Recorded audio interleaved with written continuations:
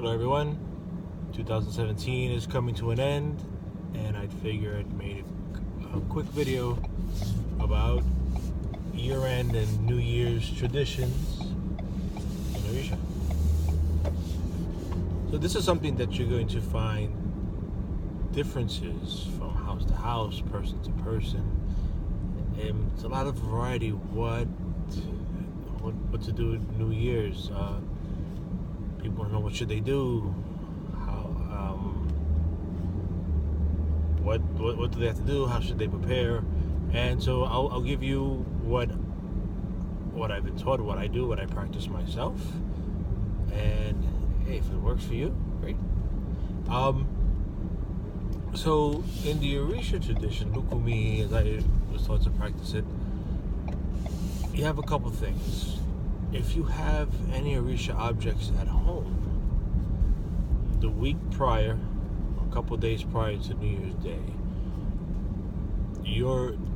the way you cleanse yourself and you purge yourself of the old to prepare for the new is by doing that with your Orishas. And by that I mean we refresh.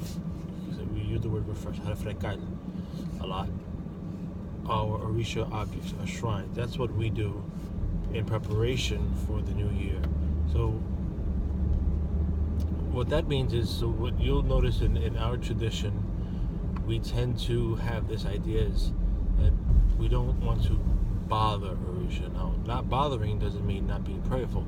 Not bothering means you're not touching their receptacles, every day. You're not moving things just on top of them. Okay, prayer is done verbally from a distance, in front of the shrine, not on the shrine. You don't have your hand inside moving stuff around every day. That's not how we are devoted to Orisha. You don't disturb the physical object all the time.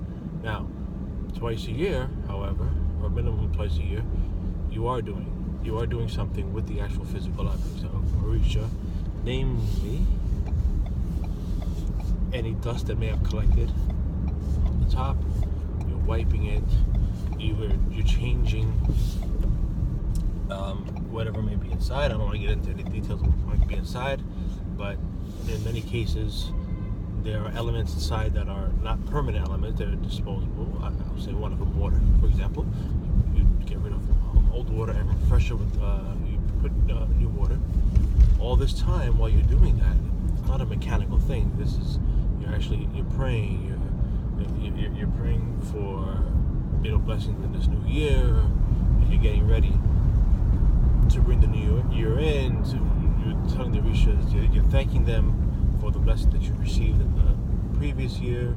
I'm sorry for the shakiness of this video, but I have a different mount this time around. And and you also ask for the blessings to come to you towards the next year. And this should be these should be solemn moments of meditation and prayer. And the next thing is the way I was taught. New Year's Eve, that 12 midnight, you're with your Orishas, or with some Orishas, right?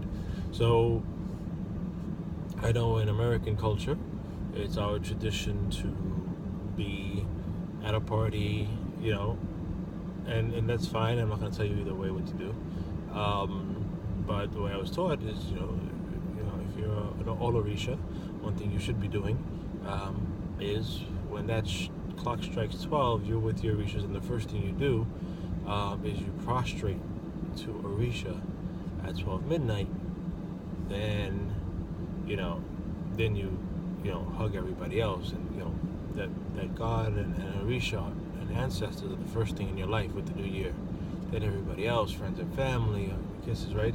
Yeah, and it's hard to do that when you're in mixed company, whatever. I know plenty of people who will do it before going out to the party they're going to. So, like, let's say it's 9 o'clock.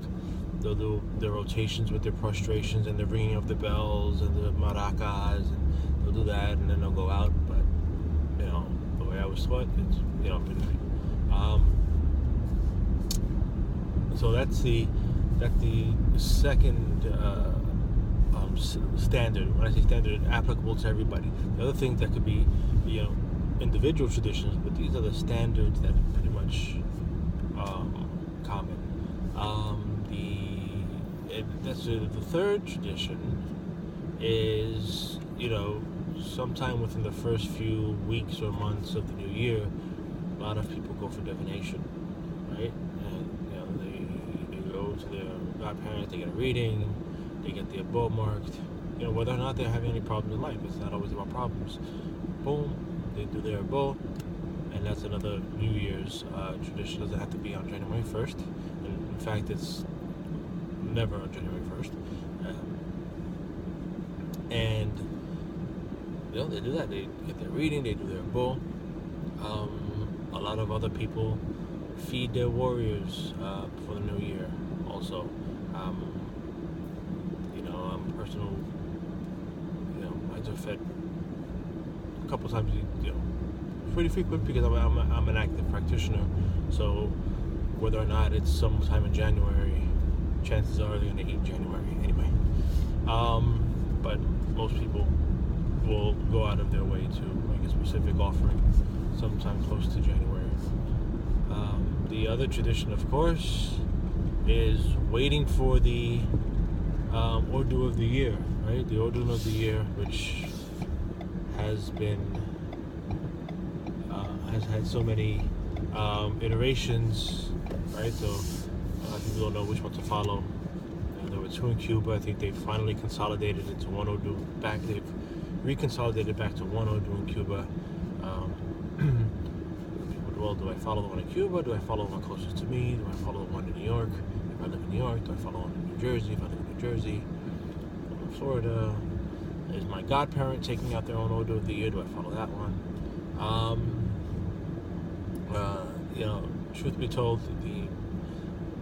the one you get for yourself individually is probably going to be your most important one. The one that's done for the community is just that. It's more community. It's more community-based and big trends, not individual for you. But still, I know which one I follow as far as the major ones. That's just me. And the last thing, that's something really practiced here in the U.S., but January 1st is actually dedicated to Odudua. And I don't know how common it is in Cuba anymore, but a drumming to Odudua on January 1st is, I don't know if everybody would Odudua did it. I don't really have so many details on how that worked. But January 1st dedicated to Odua. At very least, the people who have Odua are making adimus, offering to Odua. They're praying not only for themselves. If you have Odua, it's kind of like your job to pray for humanity and stuff, to pray for the world. And maybe one day I'll do the drum for Odua, but not this year. And there's that. Should you be taking baths and doing cleanings? Well, I think that's what the individual divination is for. To say everybody should do this and everybody should do that. It just wasn't part of my experience growing up or during my training or anything like that. It just wasn't something that people did, right? As a matter of everybody that do it. Like I said, individuals had their own tradition. They did it. Sweep from the back to the front. Incense the house up. Purify it. Those are all good things to do. They're not necessarily universally mandated practices. So, Happy New Year, and have a prosperous one.